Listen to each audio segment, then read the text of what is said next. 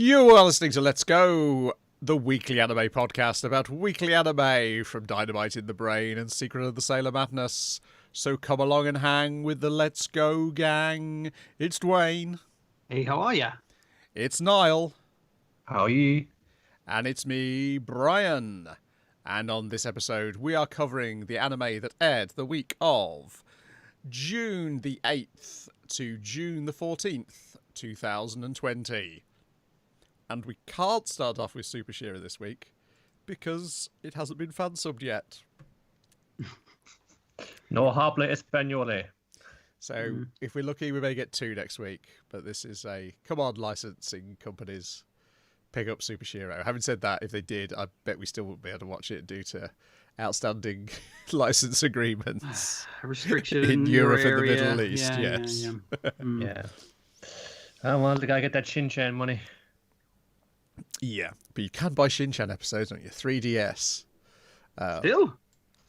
Well, I assume so. I haven't checked recently. I know the ones I've already got are all still... I can still view them through my 3DS. So instead, we start with Woodpecker Detective's Office, Episode 9, Events Fulfilled.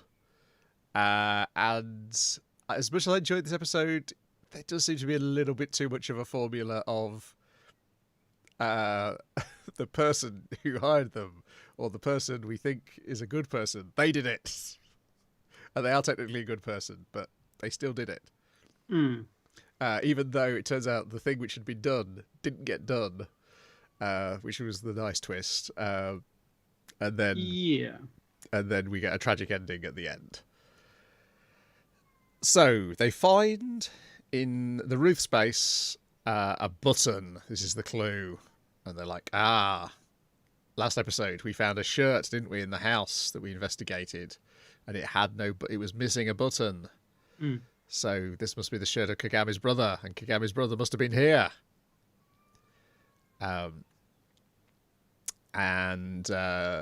Yes, so that's what he's going for. And then they go and look at the church, and they meet a bunch of children, and the children ask, is it Takami? Is that the woman's name? I've bloody well forgotten. No, anyway, the woman who's hired him, they ask where their friend had disappeared, and she's like, I'm sure she's with a nice family now, or been adopted by a nice family.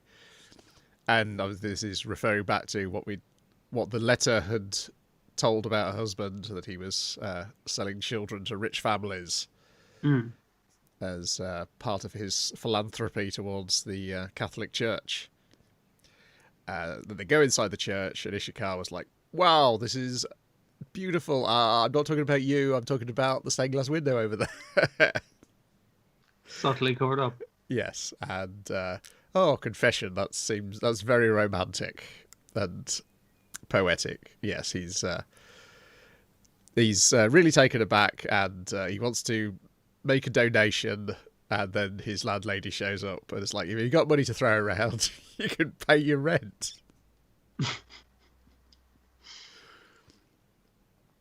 And then when he gets back home, he's finding some books to pawn so he can get some money. Wasn't he pawning one of his friends' books as well? Yes, it was a book. It's like, hey, isn't that book I lent you? It's like, yeah, I mean, it's going to a good cause. I'll buy it back later. Fuck's sake. And yeah, their mates are like discussing this at the cafe, and they're like indignant. Some of them are, but then they don't realise, he's doing it for love. Well, it's not only love, but it's like he's donating to a charitable cause, and it's like slightly better than his usual spending monies, but yeah. And I can't remember how they end up going back to investigate the house. Oh, there's ghosts. Is it Hirai mentioned seeing the ghosts? Because it's all Hirai manipulating the pair of them to go back to the house. Yeah, he's in the cafe, and he's like, I heard this place was haunted, and that gives them the tip that they should check out this spooky house. Yes. So once again, there's no one living in it, but there's lights on it, and sometimes, and I was like, well, that just suggests there's a person in there, right? Yes. The youngest character is the one who's actually doing all the detective work and having to manipulate the adults into getting from point A to point B. So there is a flickering light. So Ishikawa gets. Oh God, he's barely been in it, but the other main character, whose name I've now unfortunately forgotten, to stand by the door because he doesn't tell him that he's got to stop the guy who runs out. He just assumes that he will. Yeah, he's like, I'm too scared to go in. I'm scared of Ghost Shaggy. And he's gonna, I'll just check around the back. And he's like, I'll spook him out the way. Or maybe he made that up on the fly because he just lobs a rock through the window, doesn't he? Yes, he does. He just lobs a rock at the guy.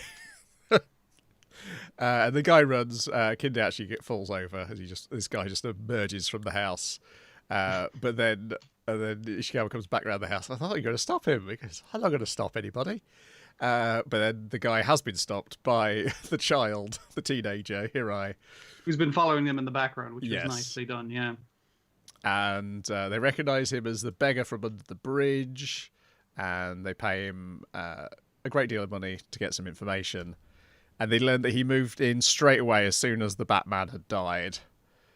And they were like, were there any shirts here? Yes, but I didn't pawn the one without the button because you couldn't get any money because it was already missing a button. And then you're like, you've got enough information as the viewer to say, oh, the story that the woman's been telling does not add up. Yeah, and also the thing is, like, has anyone been to the house? And it's like, there was a man and a woman there, but I liked it when they did. And I was like, oh, that was us. Okay, yeah, so... That's it, yeah. So then Ishikawa has put everything together and he's rushing back, you think, to save her if you're not paying attention, but he's actually... Well, I guess he is rushing back to save her. He's rushing back to stop her from murdering her husband. My main question is fucking why? Fuck that guy. Because he doesn't want the weight of murdering somebody on her. Because he's a romantic. Yeah, I feel like she's got a different weight on her that's causing her to murder, basically. Yes, yes, that's the thing. But yeah, the other characters, which she points out, is that yes, he's a poet. He's got an imagination.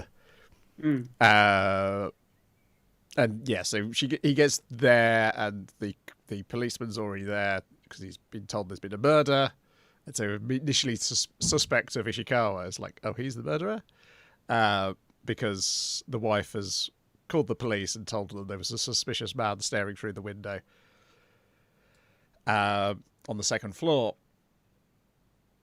and she explains her side of the story to the cop, and then Ishikawa takes her aside and then into her private room where he does the old detective work of rubbing a pencil along the top of a notepad to see what the last message was. Love that trick. Like, I've learned if I'm going to commit any crimes that involve writing things down, I use one sheet of paper and just one sheet of paper. It's great though. All the best ones do it. Yeah. Even the big Lebowski. Yes, that is that's great. So he points out that, oh, there was never a brother, and then she explains why she's done this. She's not actually a wife; she's a mistress who's been bought. And when she tried to report to the police that he was selling children, he took the hot poker and scarred her across the chest with it. Yeah, because he got off scot-free, because the people he sells children to are very powerful and influential, and he gets away with all the crimes he does for the crimes that he does. So, yeah, you can't really catch this motherfucker. Yeah, and the Batman was dying of some sort of terminal disease, and he was afraid of death, and she was like, well, you're afraid of death because you think your life will have been meaningless, but we can add meaning to your death by making it look like my husband killed you. But even that didn't work. Yep, he got off scot-free for that again, and it's like, well, I guess I just have to fucking kill him then. I can't do him for the crimes he did do. I can't set him up for a crime he didn't do, so just fucking kill him? Make it look like someone else did it? Cool. Yes, she pushed him out the window when he went to close the curtain. See, initially I thought she was a bit callous, like blaming this guy's brother for it. It was like, oh, he didn't even have a brother, so no one is going to be to blame for this. An imaginary man is going to be to blame for this. Yeah. There's also a bit where Ishikawa is kind of hoping that she's also the person who's been doing all the other murders. Because of the confession letter things. It's like, that seems like this was your plan in this case, so maybe you did this in the other ones, and it would wrap it up all Yes. really nicely. And she's like, no, that's just the poet in you. You've got a very active imagination. Mm. And then the policeman comes in with her husband because they fished him out the river. He's actually like set up he said, I set up some police outside the house just in case. So they saw your man fall out the window and they're like, oh fuck. They actually picked him up straight away, basically. And then they have a conversation. She's been led away, and then she breaks off to hug Ishikawa and also take the letter opener off the desk. As soon as And I saw also- that when they opened the door to that room, I was like, oh, that's getting used. And also basically tell Ishikawa, you're dying, find some meaning in your life. And then attempts to kill her husband again, but instead the husband kills her. So he murders his mistress in front of the fucking chief detective guy, and I'm guessing he's still going to get off with it, right? Quite possibly. I mean, it doesn't look like it's going very well for Ishikawa, judged by the thumbnail of next week's episode. Jesus, no, yeah. Well, yeah, you've seen him like fairly full of life, even when he's been coughing and spluttering. But the thumbnail for next week, he's incredibly gaunt, near death. You don't look well. Yeah, I was like, oh, Kate, yeah, they're really laying it in there with this being his last few months on Earth. Yeah, so a good episode, except it's the beat of like it's like I'm trying to think if it feels a little similar beats to previous mysteries in terms of like who the culprit turns out to be, but I think that might be thematic. It may work better when you read it in the novel and you haven't got all the other additional you know the goofs. structure of how the cases work, so it works better in that regard, maybe. Because the little touch of her being like the bought mistress that ties back into Ishikawa of like selling on someone. Well, he wasn't selling on, but he was taking the money to find her. It was like an equivalency. It's like, Yes. is he that far removed from the husband? That kind of thing. Yeah. Yeah, so there's echoes in this case in his own life, which tied it all nicely together. And I was hoping would tie it together even nicer, that it solves all the other cases as well. Yes, that's kind of like him. That's how he wants the story to have been written. And, It'd be nice and neat, yeah, for sure. But no, it's not going to be that nice and neat for him. And I guess we head into our last mystery next week. Then you can tell me all about Fruits Basket Season 2, Episode 10, Who Are You? I really want to know. Well, we have to find out it's who is Akito, or what is Akito to the entire Soma family. It's the last day of the little summer holiday. But they're going to have a little send off now because it's been kind of moping around, visiting Akito, leaving Toru by herself.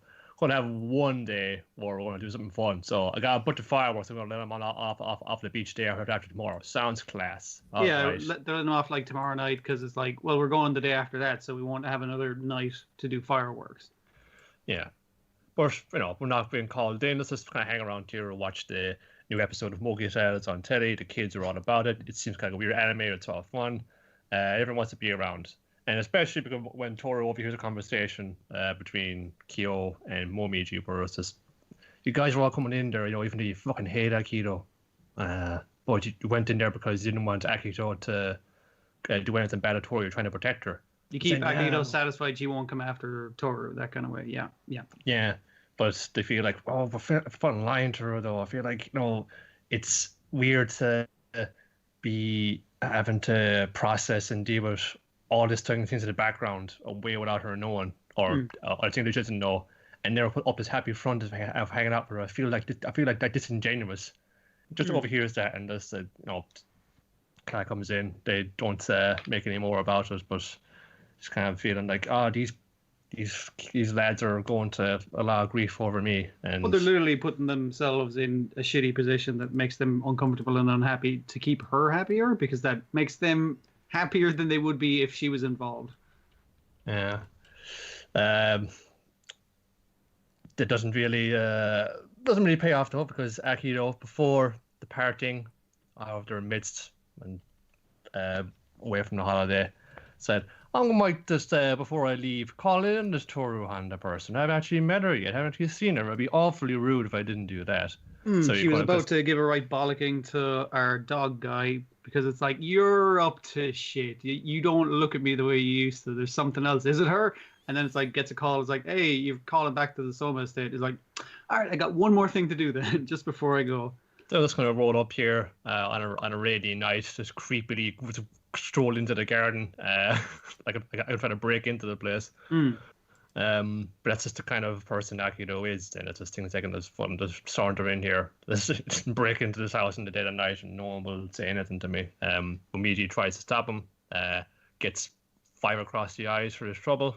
I get straight up punched rather than like anything light, which I was just like, I thought it was a good moment from Umiji, because he's really trying to stand up as much as he can. Which isn't fucking easy. Yeah, it's a real thing that us here especially, is that, Omiji is the cute little rabbit. He's always so cheerful and positive and childlike, even though he's like on the same age or a little younger than like Yuki or Kira, any of them. But science, like internally or privately, has this very, I suppose, mature or kind of mature and considered outlook on the whole situation. So just like really feel the pain, the kind of the sorrow there when he's talking to Kyo earlier about, I just feel like I'm fucking lying to her. I just want to get out this. I want to feel like I can be totally open with her. I don't feel right. And then as she comes in, I'm a cute brownie rabbit, time to go watch the cartoons on the telly. And you think, if you're really probably stressing yourself out trying to maintain this act for so long, and like it's half act and half like he's just acting like the person he wants to be, like acting for the job he wants, kind of thing. He doesn't have this happy-go-lucky life, but he wants to act like it, so it feels as if that's the life he's living. That kind of way. Toru, who's just gotten up because the rest of can't sleep. Sees this commotion out on the lawn and intervenes. And what's going on here? Steps in between Akito and Momiji before it gets any more. It kind of blows any further. And Akito just takes opportunity to give, the same thing I've been wanting to say to you. Who do you think you are? Who do you think you are, butting in and all notions above your station, all that kind of talking down to Toru. I fucking let you know what's going to happen here. I've already made this clear or this to the rest of them now. All the things you've been doing, you've been trying to button in these guys, giving them false hopes, trying to give them any kind of hope at all. I'll tell you what's going to happen now. They're all going to live with me. Once the 2 lads finish school, they're all gonna come and live with me in his state. I'm gonna live there, and we're all gonna die there. And the cat, he's gonna be locked up for the rest of his natural life. So that's it. That's the way it's gonna be. And Toru's like, wait a minute, this sounds like a little more than what a rooster would be saying. This seems like a little more than a rooster. Yeah. It's a thing. It's like there's something else. It's like to the Soma family, I stand above all. I command their souls. And they will do what I say in this life and the next. And it's like, oh god. So the character you always just because it hasn't hit home yet. There's flashing back to the story that Toru's mom used to tell her about the animals going to the banquet, and who are they going to the banquet with? To meet God. And I mean, like the story does start with God was having a banquet, and then a bunch of animals. So it's like, oh, you're that character from the story. Oh, that's bad. And really rubbing that in by like digging nails into Toru's face and just like it's not even like a quick like scratch. It was like a slow fucking claw. Oh, it was nasty. Didn't like that. It's really digging in and getting disgusted in there. And this case, then just in case it hasn't come across clear enough to or anybody else when Kureno comes by. Oh, Kureno, I didn't see you there. Oh, how rude of me. Sorry, Honda-san. This is Kureno. He's the rooster in the Zodiac. Hi, how you going? Boss, you want to go home? Oh, yeah. I think I said my piece here. They're done here for now. Yeah. This is Shigure and Hattori come out, there's trying to intervene, trying to bundle her up. Toru was just hug Momiji because it is fucking a real trooper to try. Momiji ran to get the grown-ups to try and break up any fights. And you ran to like Hattori's kind of like, it's like I'm supposed to go back to the mansion, but I'll be a little late. I'll fix you guys up first. Yeah, and all the lads are inside the sitting room. They're kind of waiting. It's like they're fun waiting behind the curtain. They really want to just fun rush in there and just fun raise hell, but they fucking are compelled by Akito like not to do so, and they feel pathetic for doing so. Fun saying, "Well, let's fucking rush in and save it," but fucking this bastard has this hold over me, and I can't release myself from it. I feel awful about it. And that's one of the things Toru's thinking about from what Akito said to Toru, where it's like, they're all bound to me by the invisible chains of fate, all that kind of stuff. And it's like, well, I guess Akito's also bound by that as well, if they're all bound by this fairy tale, that kind of thing. Yeah. It's just, if this is all you've ever known, and if you're like, no, this is your fate and your destiny, and this is all you can ever like hope to be or aspire to be, or what you've told that is all you can be, then just going to maybe embrace it wholeheartedly. And if that's and that's the curse of the actual curse, not so much turning into animals that you're bound to this fucking wheel of fate kind of thing. Yeah, you must all be together no matter what. But they're going to go and have some kind of fun, but you should awesome fireworks the next day, and like they're having fun, and Toru's processing the whole thing again, putting on a brave face, even though she's got a big bandage across her cheek. Toru and Momiji are going to keep it quiet, and they both don't have to say it. It's just like, because everyone else is just worried about it if we fucking mention it. Yeah. And there's just like, Kyo, he's shot off fireworks with a Shisho before, and it's like, well, when he wouldn't have shown that kid fireworks if he didn't want to have like a better life, a better future for him. And Yuki wouldn't be waiting against everything so hard in case he saw a better future for him as well. And like she says as much, she's seen them change, she's seen them actively try to change and become different, better people. And it's like they wouldn't do that in order to not be that in the wider world. They wouldn't hope for a future if they knew they had a very specific future.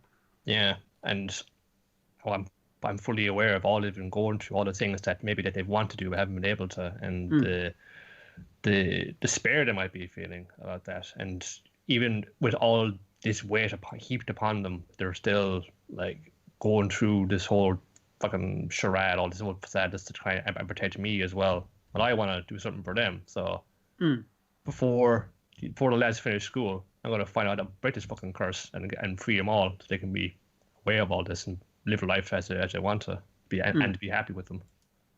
Yeah, so even like Toru being warned is like, don't interfere with them. They're not yours, they're mine, that kind of thing. She's like, I'm going to make sure they get the thing that they're obviously working towards. Yeah, I will let them decide who they want to be. Like a really kind of like positive hope for the future kind of thing after such a horrible everything's fucked episode. But even having such compassion, empathy for somebody who physically assaulted you and just said all sorts of appalling things to you, still think, well, I want to try and put myself in their shoes and think, well, if they're probably constrained by this curse in the same way, and maybe they want something better for themselves, but they can't because of this whole deal. So maybe by doing this, I'll be able to help everybody out. And definitely the people, all these lovely folks here who I care about, but Akito as well, maybe this could help them with whatever they're going through. Yeah, woman is a saint, you know. You can kind of argue that, oh, she's too good, she's too nice, but we see that this is all informed by her upbringing. You know, she's her upbringing, the people around her. Yeah, it's a logical progression, and it's nice to see as well that all this tragedy and terribleness doesn't make her worse, or she doesn't give up based on the thing of there is no hope. It's like, well, actually, I think there is. Yeah, I mean, she's also not invincible. You know, she was fucking knocked back in her ass by that, and the lads noticed that, and they're thinking, oh, even she's not impervious to this. But she just dusts herself back up. She's bandaged up, and she's ready to take on this thing. She's got this fucking a goal in sight. We got a ticking clock to try and finish it by. It's gonna fucking. It's also nice to make her a character. I think she comes across better than the manga. I gotta say, like, there's more. She's still like a dope and a ditz and constantly falling over and whatnot, but she's way more like she comes across as way more intuitive as to especially people's emotional states. It works quite well. Yeah, there are times where she can just happens to be hanging out with them, and she just knows the right thing to say or the right thing to do, and it's just nice. But it's like how changing her around, she's becoming even somewhat more active. Proactive for sure. She's got like a quest that she's got to finish out, and she's going to just do it in her own way, which would probably involve talking to a lot of people and getting to know them and trying to empathize with them and come to meet somewhere in the middle, which she does. Yeah, still good stuff. Yeah, really nice. Even the kind of contrast between the very intense atmospheric confrontation on the lawn in the middle of a thunderstorm, and then you have this nice sunset on the beach and letting off fireworks. I think this is just another like anime that's been fairly consistent in how it looks. A lot of this is kind of very nice pans across these like lovely character designs, because often they can go with a lot more simplistic, like they don't do particularly complicated animation. Yeah, sure. Yeah, a lot of the scenes are conversations between people, usually very tense and very harrowing and fraught conversations, but it is all in the framing and the color choice, audio design, how they kind of build the atmosphere, and it's been, I think, consistent in that regard. Again, it's a solid production all the way through. Feels to me. But yeah. We're finally going home for the beach anyway, and I have to go back to school sometime, and we get back into the rhythm of that. And also we get to see everybody else in again, because there's characters you miss sometimes. Like for all the Sumo folks who are here, it hasn't been Ayame, who I like seeing because he's can be annoying to some, but I kind of find amusing because he's got a business to run, so he can't be taking time off to go hang around the beach, can. Righty ho. Then we've got another thing I need you both to tell me about. Sorry. Tower of God 11 Underwater Hunt Part 1. Final exam. Yeah, final exams. The big one, and then they can go to the top of the tower, or one of them gets to go. I'm not exactly sure how the fuck, but it is a very complicated test. Of course it is. Yeah. It's simple but complicated. How about that? So there are these dolphins, we're calling net dolphins, that live in the water, but they can control the Shinshu magic water to make nets to trap fish, which they feed to, oddly enough for a dolphin, which implies a mammal, they have a queen, which is some kind of bulbous thing that lives... Like a giant seashell that has an opening into the water, but it has its main body on land. So the way it's going to work is that Bam and Rachel, they're going to be in a bubble in the water, and the dolphins are going to form a net and are going to catch him and going to feed him into the queen, but they'll pass through it unharmed, so it's fine. The queen only eats fish, so she'll spit them out onto land, and as soon as the queen spits you out onto land, test fucking succeeded. You've done it. However, and then, everyone in the class is kind of like, hey, what the fuck do the rest of us do? It's like, oh, that's the complicated bit. So we got these dolphins, they're the fish in a way, but they also have their own natural predators. We have these barnacle goblins. These goblins who come in. I had these giant worms that they bring around on them, and the worms they just dip down into the water and they eat the dolphins. So what they kind of do is, as the dolphins are hunting, they're trying to steal their catch and also catch some dolphins for themselves. Yeah. So need to watch out for them and make sure that they don't interfere and accidentally one of the worms eats Bam in the bubble, because if that happens, then you fail the test and that's over with. I'm not entirely sure if they're dead in that case, but it doesn't seem good. There's also the bull going around. They also mention a badger, which is like everything kind of runs away from. Like, I don't know what the deal. It's not a badger, but they call it. It's a striped earth pig. Sorry, my bad. It's like, oh yeah, watch out for that guy because he scares off the dolphins, and the goblins stay away from him. So he just fucks up the whole thing. So that's the thing. But if the bull comes in, run away from the bull. The bull is incredibly dangerous. I guess it's not really a bull, but they just call it one.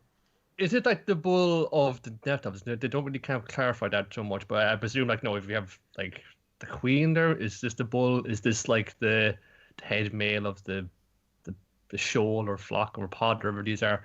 Anyway, it's just like hugely kind of intimidating, terrifying looking creature. It's either wearing a cape or it's got a long kind of mantle. It's like an eel man with an eyeball on one side of its head. Its head like just is a slit that runs all the way from the front to back and makes a mouth.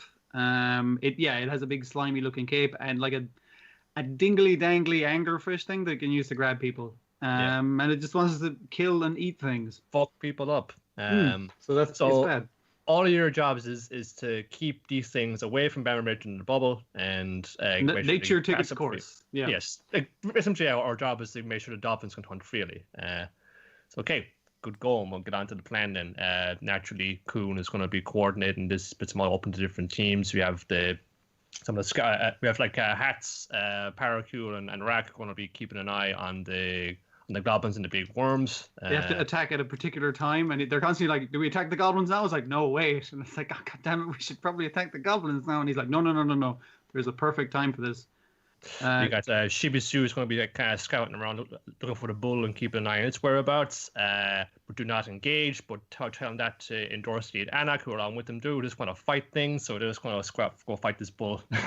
Yeah, Kuhn is initially worried. It's like, fuck, I can't see what's going on underground. But that little girl with the pot is like, hey, I can control fish soul magic or some fucking bollocks. And he's like, that's actually really fucking useful. And he's like, yeah, it's not for attacking, but it's pretty good. And he's like, could you control like a fish like the bull or the dolphins or something? And she's like, nah, I couldn't do anything like that. And he's like, could one of the test administrators do it? And he's like, yeah, probably. They're pretty strong. Maybe. Maybe someone could control the bull. Yeah. Also, already two of the kind of secondary dudes, I can't remember what their names are. Did they get names? I think it was the fellow with the mohawk, and there's another sort of the guy in a t-shirt. I don't know. Fella. Doesn't matter. They're dead. They're dead. But can't seem to find them anywhere. There's just bloodstains on the ground. It's like, hey, the guys they're gone. And he's like, what? That's not good. Jeff. Anak and Dorsey are fighting the bull. It retreats off into the shop, but they're doing it in 5-minute turns. But then, okay, well, initially they're fighting them because the dude in the mascot costume shows up and goes like, "Hey, I'm here to steal your sword and maybe kill you because I'm from the government, but I'm not going to do it. I'm going to use the bull to do it." Well, you're going to use the bull to lure him away for a start and split them up. And Dorsey chases after it, but then it was holding back all this time and it easily overpowers her. And then Ren, the royal official, was come by, royal investigator, inspector, did the guy in the big costume.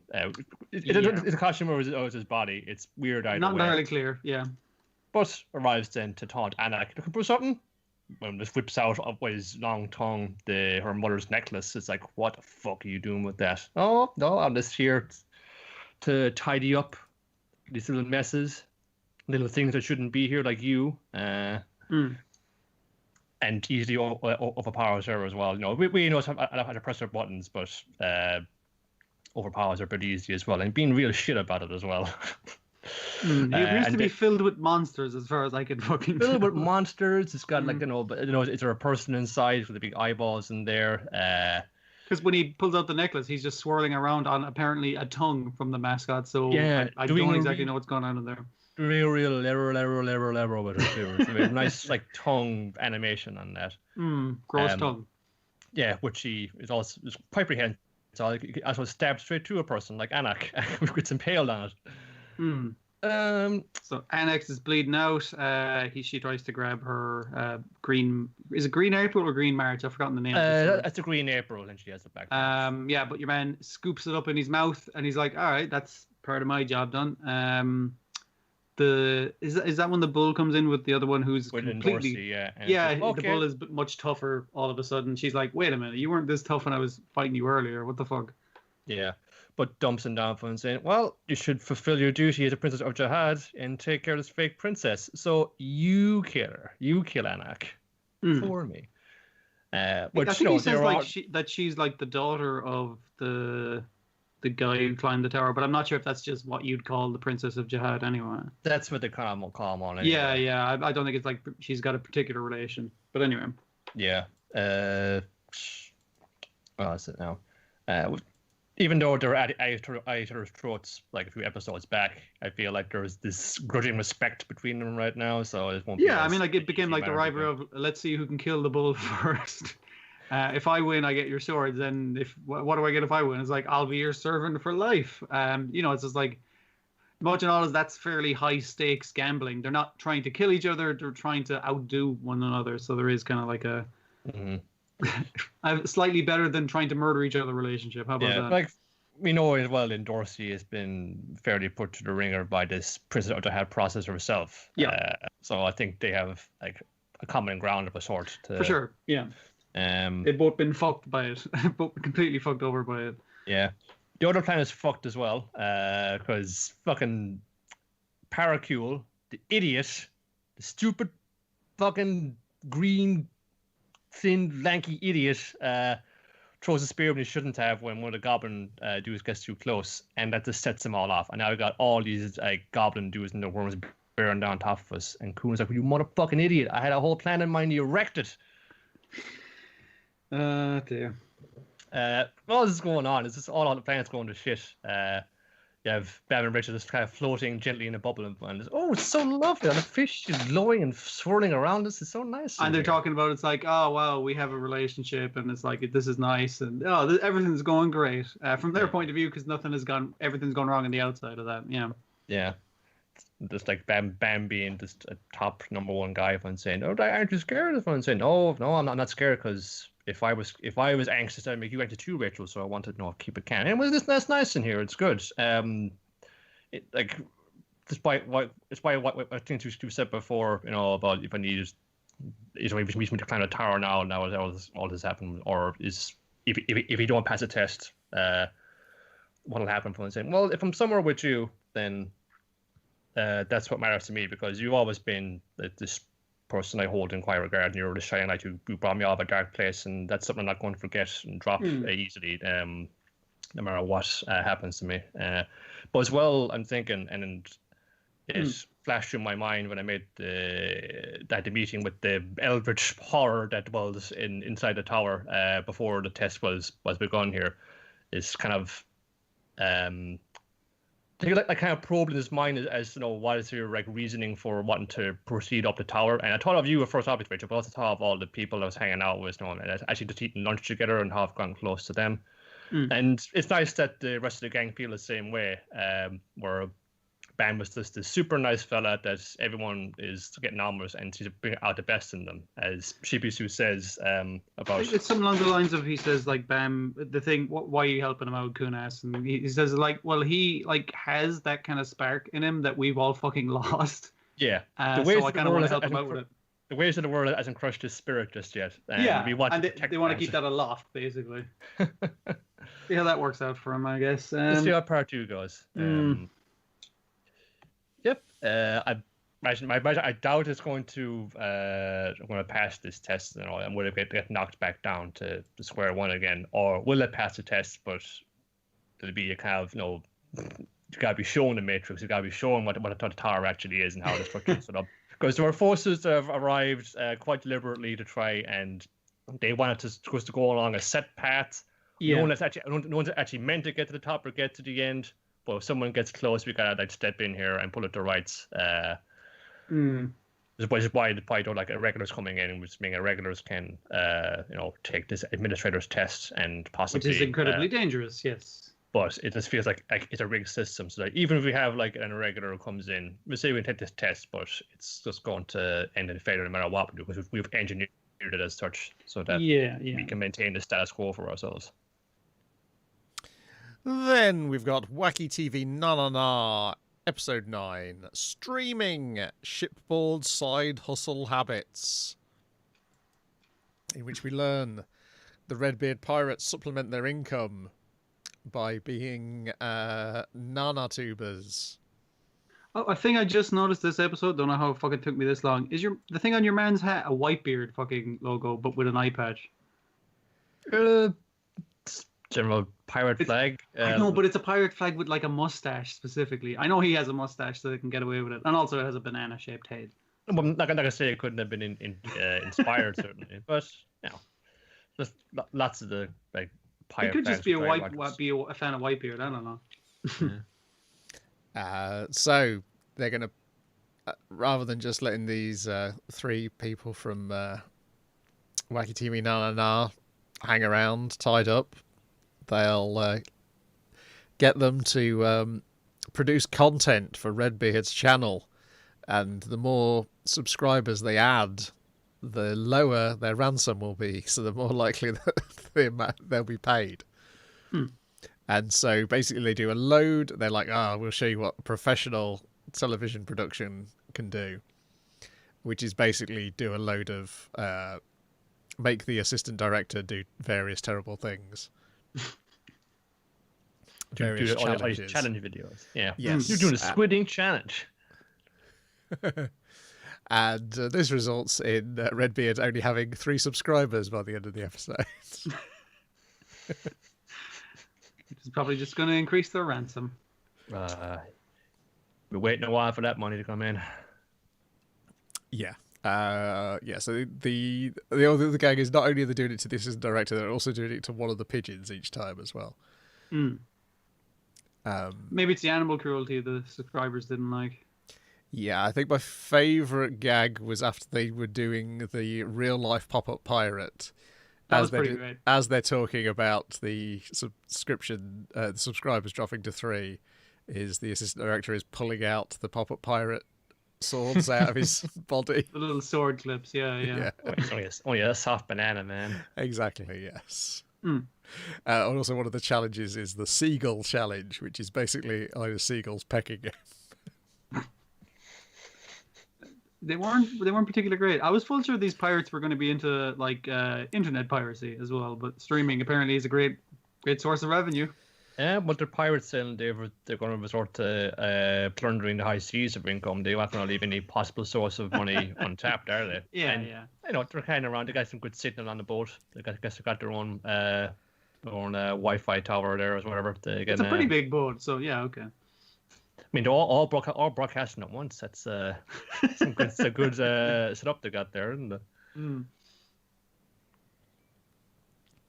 But yeah, obviously it's yet more self-depreciation on TV Tokyo's, or their behalf. Well, is it TV Tokyo's behalf? Is them doing self-depreciation on TV Tokyo's behalf, whether TV Tokyo like it or not. But I guess TV Tokyo have aired it, so that's fine. Yeah. But essentially it's about how kids these days don't watch TV. They watch YouTube. If you do like a segment that would be not too far off a challenge you do on YouTube or something like that, it's just like, because you've framed it as a TV show, no one's going to fucking watch it. Yeah. It's probably as well just because they have probably always a step behind in terms of like whatever the social media thing is, and not they're never really innovative. Just latch on whatever the fad is and just say, hey, we're with it. We can do the ice bucket challenge as well. Yeah, their folly is trying to make that into like a whole thing. Just may explain why there's so many like those celebrity humiliation programs since it formed the majority of these channels' content. Then we've got listeners, episode 11, I Am The Ressurection, in which all our supporting cast gets together, puts a plan together, they carry out the plan, and it doesn't work. Of course it doesn't work. It's episode 11 of the series. Yeah. Yeah, it'd be weird if one of our leads is off camera for most of the episode and all the other supporting characters get everything sorted out. And it'd be really funny if you showed up and everything was done. It's like, I was slightly late. Everything we've been showing about the Earless and the King of the Ears listeners and all that, we must become like this must be like, we have to resolve this in an alternate way that doesn't involve shooting a giant laser at it that I've been doing for the last 10 years. To which, like, Kevin Shields' great plan. What if we hooked up all the equipments and shot an even bigger laser at it? I like the way you're thinking, Shields. This might just work. Yes, but they're trying to. But the plan is to somehow save Moo in the process. It was just like, okay, we're going to fire a giant laser at her. It'll obliterate the King of the Earless. Want to obliterate Moo as well? Maybe not. I think the thing they're probably aiming for is the robot. I mean, like, she's standing on the robot, so yes, it's the core they're trying to. Because they keep saying it's like, that's the most powerful robot. It's more powerful than my entire city. Even if I fired my big laser, it wouldn't work. So yeah. Yes, it's definitely the robot they're trying. They seem to think it's the robot influencing her, but because obviously- it's your man's robot, and it was the most powerful giant. Yeah. Still standing right there, though. Yeah, she's still standing on it. I mean, like, even if Might you as well shot get it from caught in the underneath her, beam. she'd fall fucking down. So it's not great. He's but clearly we- made out of tough stuff, though.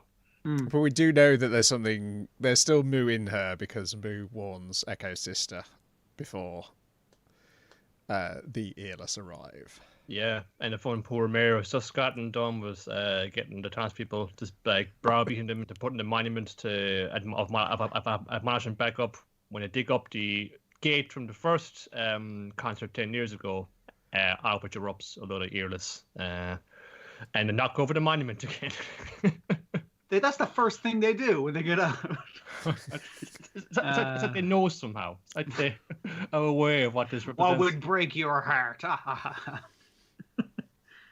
I was told sure it was going to hit him this time, but he was saved by Moo again, kind of. Yeah. But yeah, so the bulk of the episode is the various people putting aside the differences, realizing they've changed because they've met Moo and Echo. I did like you one from Gnome saying is like, I'm not going to forgive you, but like we can work together on this thing because we like the same person. We want to help him. Yeah. And and then at the end they notice or Echo's sister spots Echo with their core, with his hands behind his back, looking up at where Moo is in the giant beam of light. Yeah. I suppose, in fairness to the player alliance, they did manage to destroy the Dual Showman. It's just they didn't realize that there was a larger, scarier robot underneath that's got all devil horns like an and earless bat wings. one. Yeah. It was nearly like a shell for the whatever kind of earless type thing there was inside there. So next week, I guess it's going to be up to Echo to find the solution, as it should be in this nice simple story. Rock out. I mean, like watching all you had the thing of like all the people coming together to put on one really good concert and the disparate music guys all working together and all that thing. I didn't need to see a bunch of like little kids dressed as mods like bleeding out on the ground. That was like, Jesus, that's a bit fucking much. Sure, you Child soldiers get you. I suppose it is. If you don't want to see it, then don't fucking participate in it. Don't putting children in your army.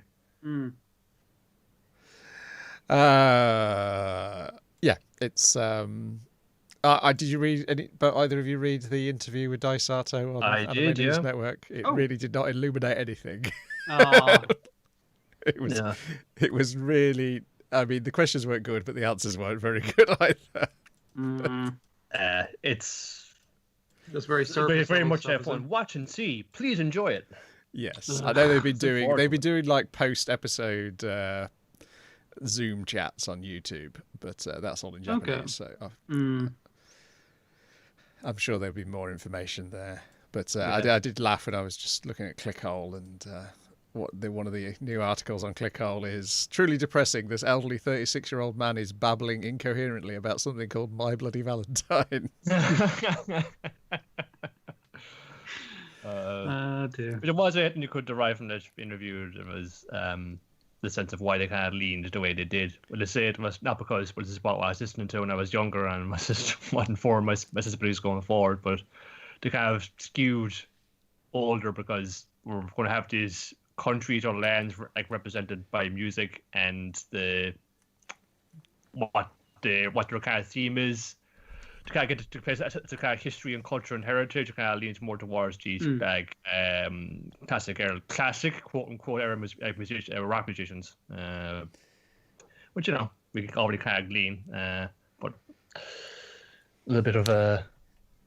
Yeah, one of the producers, the co-creator, is he a musician or is he just something to do with the music industry? I can't remember. He's a musician, I believe. Yeah.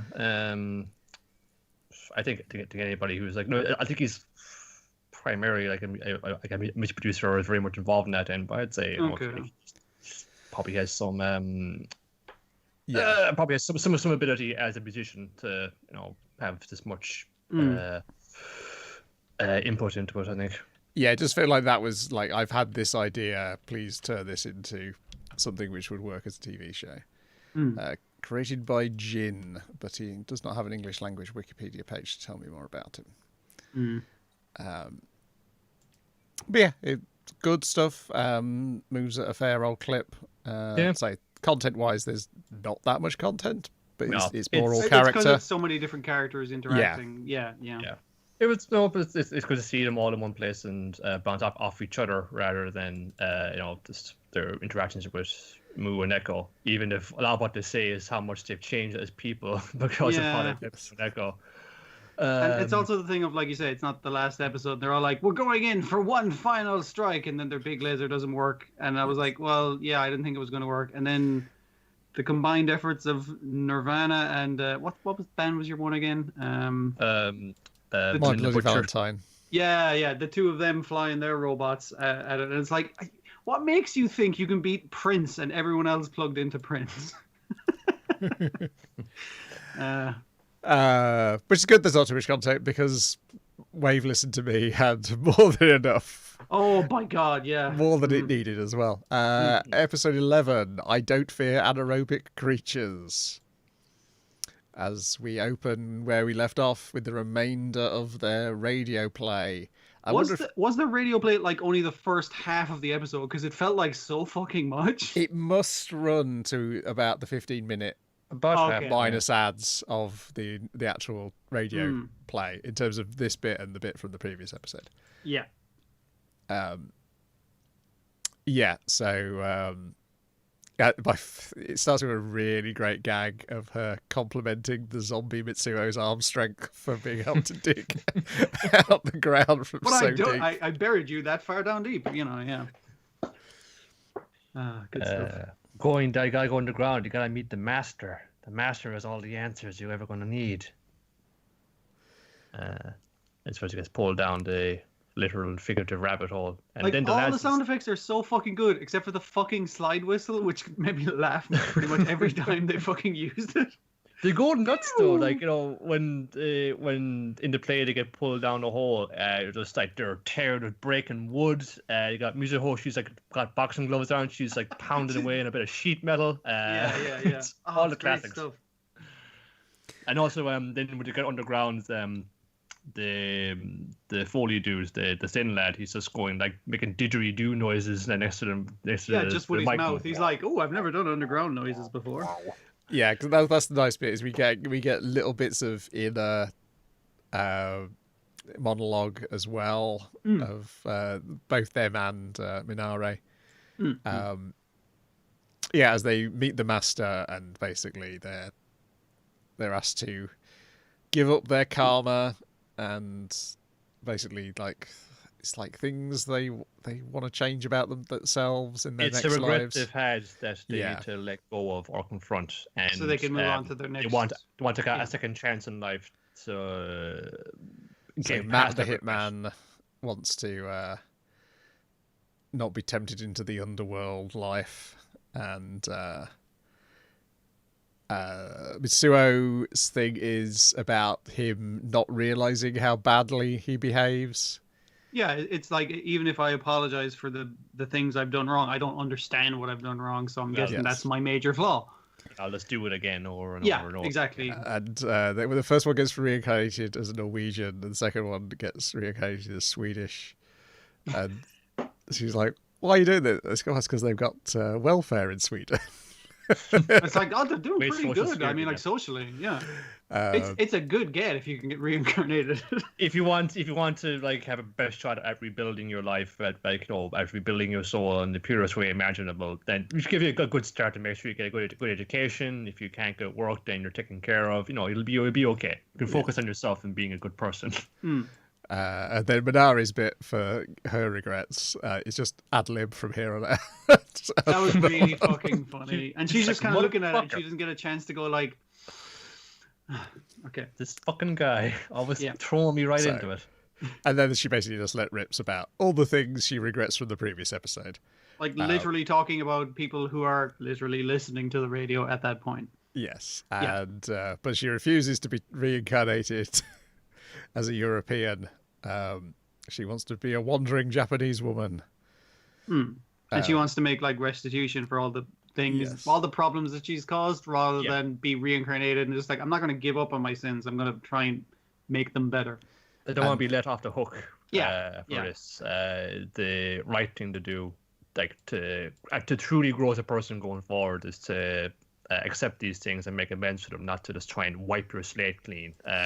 Because that's the sort of the maybe a fallacy what people who try to do that. They're thinking, oh, if I used to start over again, and if I got a setback in personal life or job or anything else, that's why I just start it over again, throw it all out and start over again, rather than maybe come to terms and face the consequences of your actions and try to learn from that and build upon it, rather than just throwing everything out that you could have learned from it. Yeah, or as what she says, I don't care if Mount Fuji blows up. And I'll kill you. I haven't got away with words like she does, so I'll do my best here. But also we see that one line she has echoes with a line that the woman who Marto was enamored with in the past had said to, I'm not sure if it's saying like some of her last it must be words, to him, because essentially. it's about, well, we say last words, but her story seems to get slightly less and less tragic each time we see it, because we see the car crash, but she appears to have survived the car crash at the end. She just has damaged her throat, presumably ending whatever career she had planned. The thing she was talking about on the phone is, I don't want to go to England and do all the kind of Monty Python stuff. I have a really good idea for like a Japanese radio show. What do you think about, Jesus, car crash, my throat's ruined. I guess that's not happening. So, yeah. But I do like how these flashbacks have slowly got, as we get more information, they're not quite as bleak as at first, because initially appeared, she went to England and she never came back. And then it became, She came back. She came back. She got better. And then she died. And then it was like, okay, she came back and she was in an accident which may have ruined her career, but does not appear to have died in this flashback. I'm going to guess she didn't even like ruin her career. I'm going to guess her throat was actually fine. And it just basically, she was going to do this idea, but then was furloughed at doing that idea. So she never went and did it. And he's like, but that was such a good idea. I wish you'd done that. Yeah, I feel like motto, maybe in a sense, is just doesn't regret, this person isn't my life anymore. It's more like, no, that would have been a fucking class radio show I could have made my career on. I gotta try and re-engineer that. It's the death of the idea that is really bugging him, rather than a death of a person with the idea. Yeah, I'm almost half suspecting for her to turn out to be his wife. You remind me of my wife. Yeah, that seems like a kind of thing he'd be, for sure. Then we get them discussing the show with Kareko. I do like the after thing where they're all just having like coffee and everything. That's fun. Where she's like, Kareko hates me. He goes, I don't hate you. It's just work. I believed in you. It's like I leave it to you because like you need as a radio personality, the main thing you need is to be able to ad lib. And you're good at that, so I'm trying to bring you up in that. And she's like, it's because you love me. And it's like, I don't fucking love you. It's work. It's just a job. And that's constantly, she constantly boils it down to, it's like, we really love each other and we care about each other as a team. It's like, it's just fucking work. Jesus, calm down. But the other ones who were roped in, they think, that was pretty good, and actually really impressed by her. I did like the way she couldn't figure out that the recording for the god. She was trying to figure out, wait, who's playing God here? Is that your man? It's really well mixed. It sounds like a woman's voice. It's like, but she's responding to you in the ad-libbed bits. How the hell do you think they pre-recorded that? There's another bit where someone comments that the reason why Kareko was able to get Mitsuo's voice near enough as he could is because he apparently is a lot like him. He sounds a bunch like him, yeah. In how he behaves. I thought they used the other fella. But that was the actual voice. But in terms of the actual dialogue, or the writing, the writing, they're digging on Kareko for. Yeah, you don't get fucking people's feelings, and you're constantly just trampling on them, aren't you, man? Sitting across the fucking table from his biggest fan. We cut to Mizuho's face staring enamored, and then we get to The discussion about has she ever actually listened to the radio before? And him kind of going like, it's probably better that you didn't because you don't know what not to do, and therefore you'll do it, and sometimes that's really fucking good. Well, yeah, he says that to himself though after she's. He says, of course, he doesn't say it to her. He doesn't want because to he tells her to compliment go her. and listen to a specific thing with the celebrity that she likes. He's going to be on it. And then she goes back to the restaurant and she's like, I've been reincarnated, I'm a changed woman. And then I love that was the opposite of like her conclusion at the radio show. Yeah. It's like, no, I'll remain me. It's like, I'm a new person. I'm going to make all exactly the same mistakes. Yeah, then immediately makes all the same mistakes. Yeah. Oh, it's beautiful. Yeah, it's really funny.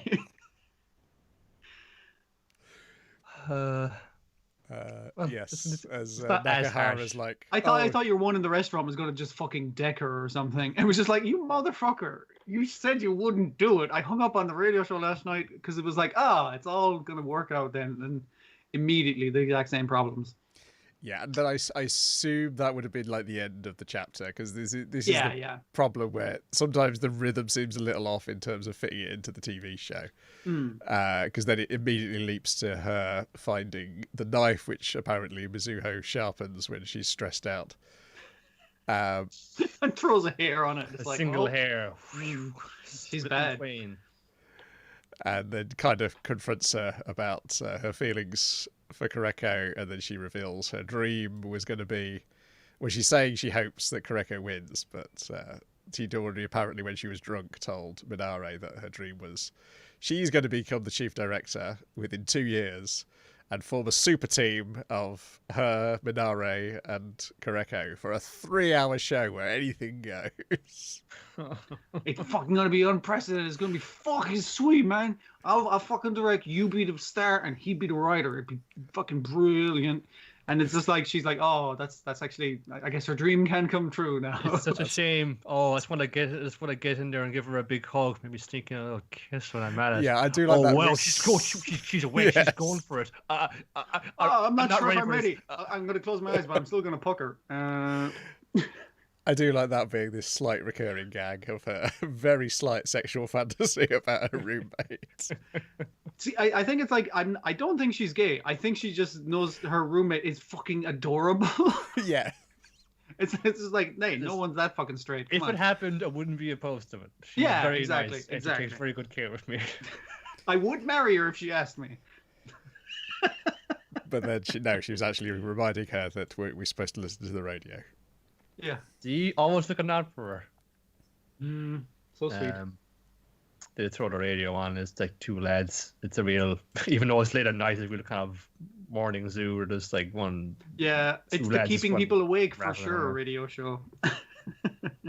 That's one of the subtitles kind of got, a bit. Oh, I had to slow down. on that. absolutely. unreadable. It's here a bit of the guy starting up. We don't need to play it underneath all the way through because they're just talking about bullshit. It's not really important to the scene as Mizuho and Minare try to actually talk about something genuine here. And these guys, Funimation just maybe position that bit of dialogue at the top of the screen in a different colour.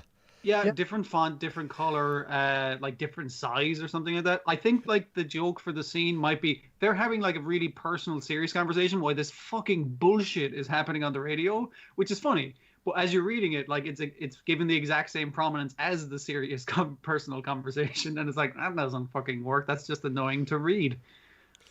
Yeah. Yes, Mizuho explains that. Yeah, no, this isn't the show he wants you to make. I think what he wants is something more spontaneous, or as she says, anarchic.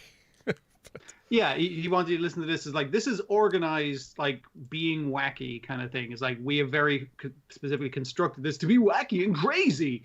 But it's like, he wants you to be wacky and crazy as is natural to you. And obviously she takes that kind of as an insult because, why wouldn't you?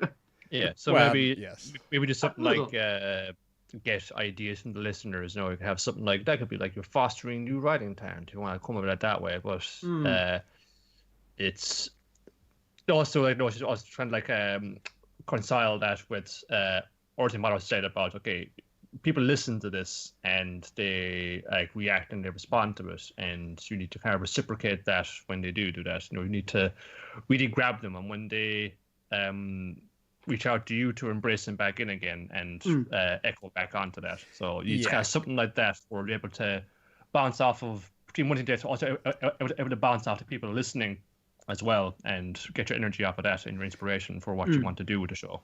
Yeah, because that's what Martin told us to listen to it for, was because it's like, normally it's the relationship of the broadcaster and the listener, and as you say, that anarchic thing was the light out show they're listening to is they're getting listener content, as he said, whereas presumably what they want her to do is rile up listeners, so they call in. Because she was going to invite Nakahara on, which then that he took, of course, entirely the wrong way as one of the examples of her getting everything wrong again immediately. He gets all his hopes up because he's, why is she telling me she's going that on she's and on. left She's going on Mitsuru? very publicly about the fact that she's cut off her ex-boyfriend. It's like, why is she saying that in front of me? Does I have a chance? And then she invites him on the radio show, and it's like, even though I said I was against the radio show, yes, and then it cuts him down within minutes, saying, no, that's a terrible idea. Never mind, it's a stupid idea. That's a terrible idea. You'd be so fucking boring with all your boring bullshit. It's like, fucking hell. Mixed signals. Yeah, it's like you say, it's like it's the getting the content from the listeners is very good for a radio show, or at least the kind of radio show she's looking for. But yeah, a little bit more, if specifically antagonizing might be the way of it, but it's definitely more of a back and forth rather than just a in-feeding of their ideas. Yeah. She's already had some experience with that. Yeah. Her life was leaking into the show. The whole thing with the bear. That was feeding off of what the people were sending in. So you already have that thread. It's got to yank it a little bit more, and then she'll find what she's looking for, what's really fits her and suits her. Of course. Yeah, that's our cliffhanger though, is her just staring at the ceiling in bed, wondering what her radio show is going to be. I know you're saying it's like it does mess with the pace of it, and I agree. Like that was a good cutoff point for the end of the scene. This was a good cutoff point, but I mean, like I really like that as like that's the cliffhanger, just like lying in bed going like, the fuck am I gonna do? That's pretty funny and especially appropriate for this character. I don't know how many episodes we've got of this. It's finished next week, it seems, or this basically preview. Gotcha. This is going to be the final one. It did seem to be very much so wrapping it up. Here's everyone's emotions on display for the last episode. But I believe there's still plenty comic you can read after this finishes. So it may do its job. It may weave its way into me like Vinland Saga did. Well, yeah, I'm sure putting that one out now as well. So, yeah, it was worked on me. It's, as previously stated in earlier recordings, Hiraki Samura, who I would only have known from Blade of the Immortal pretty much. And my experience of that was thinking, yeah, it's that kind of thing. Maybe he's just that kind of writer. But then this is an absolute sea change from that, and it shows how much that he's developed so many other aspects of how he writes characters and how they interact. It's like we take away swords and spears and things away from them. They have to interact with people. It's much more interesting. So, but definitely be reading it. I would not be averse to more of this, because it is what really carries this is Riho Sugiyama as Minare. Just the way she's able to flip between different paces as the character of Minare is fucking impressive to listen to. And also it being a radio show, the sound design and the actual hearing of voices is obviously much better when you can actually hear them on telly. So, and even like the radio show that they were presenting, the actual episode of the radio show, I was really interested in, like, what a fucking bizarre plot they have. But then they kept cutting back to the studio of all the people fucking around with all the sound making stuff, and I was like, this is really funny, but it's distracting me from the radio show, which I was kind of getting into. Yeah, it's a really nice combination of things for sure. Righty-ho. So in theory, Extra Olympia Kyklos is due back on Monday. So it won't be in next week's podcast. It'll be in the following podcast.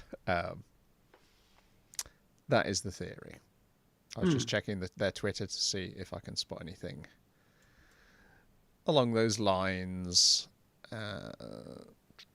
But no, it's just adverts for Arete.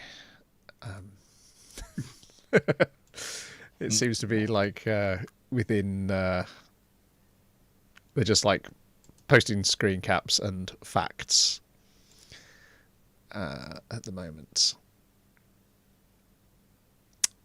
There we go. And or possibly... Oh, and some behind-the-scenes videos maybe as well. We shall see whether that is back or not. Oh, hopefully we've got some Super Shira to watch. I see Saze-san's coming back. It's like, sure, that means anime's back now once Saze-san's back. Saze-san going off the air was an ill omen. Coming back must be a good omen. Yeah, most of them I can see are still July for the return of other things. July 7th or July 4th. Yeah. Yeah. Yeah, we'll just have to keep my eye out on... That's my main worry, is these things coming back and us missing that they've come back. Yeah, like if you weren't paying attention to your feed, it's like, oh fuck, there was several new episodes of that. Yeah. Whereas the ones which are just restarted again in July, I'm less concerned about those.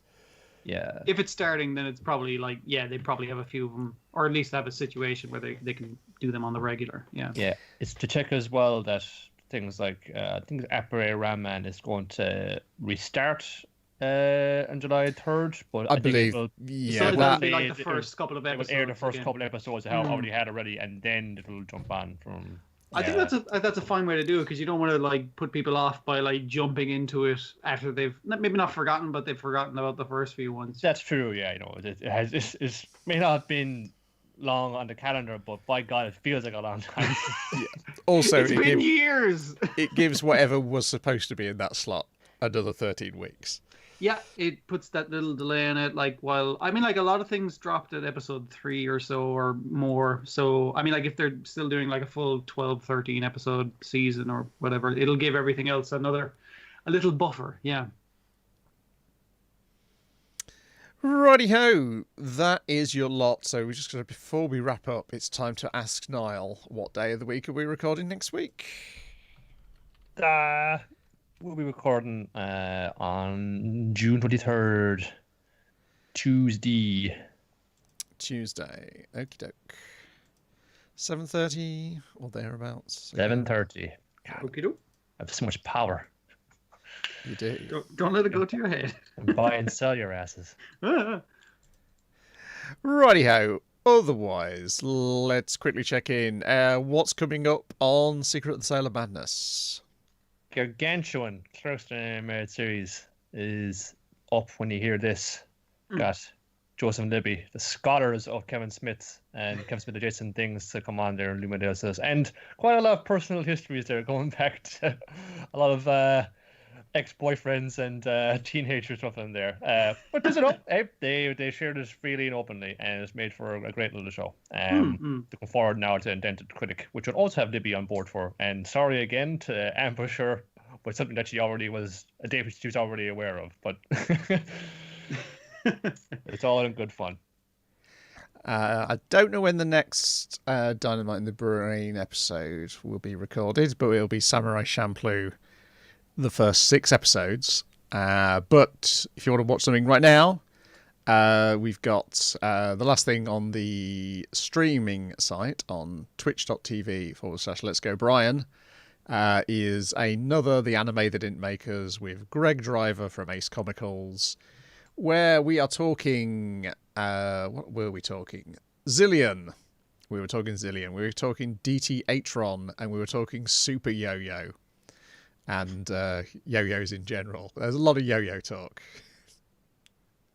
It had some surprising revelations. There was a bit of Anthony There's a bit of Anthony Law that he had somehow never been mentioned previously. Ooh, exciting. In all my time Ooh. talking to him, which Juicy. blew my mind. So go and check that out. I'm trying to get all the backlog of podcasts. They're all off one computer and they're on this computer now, so I can actually upload them and get them up there, and hopefully everything will be back on schedule. And we're back in next week, as we say, on Tuesday. Goodbye. Bye. Adios. End.